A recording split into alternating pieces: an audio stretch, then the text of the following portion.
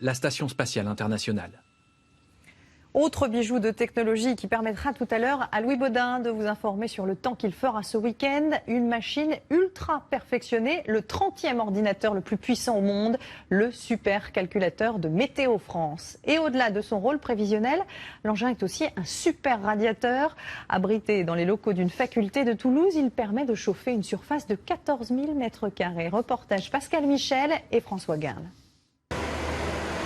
C'est un mystérieux monolithe drapé d'une dentelle métallique. Le supercalculateur de Météo France figure en bonne place dans le top 50 des ordinateurs les plus puissants du monde.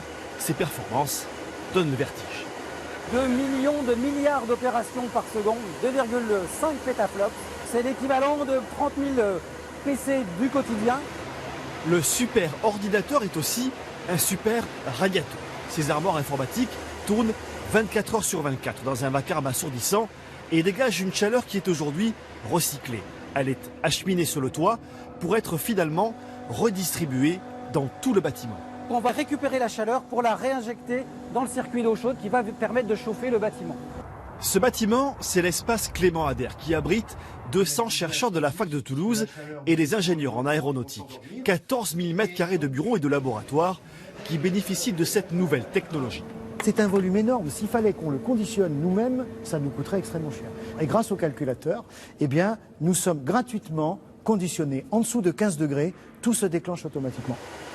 L'économie d'énergie se fait également au niveau du refroidissement des ordinateurs.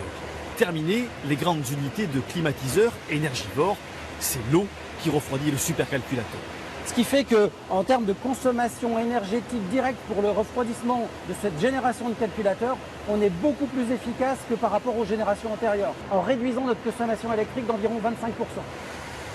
Dans ce quartier de Toulouse, c'est un nouveau campus dédié à la recherche spatiale et aéronautique qui est en train de sortir de terre. Des dizaines de milliers de mètres carrés chauffés par les ordinateurs. Et penchons-nous maintenant sur cet autre exploit que se préparent à accomplir deux ingénieurs trentenaires, des polytechniciens qui ont conçu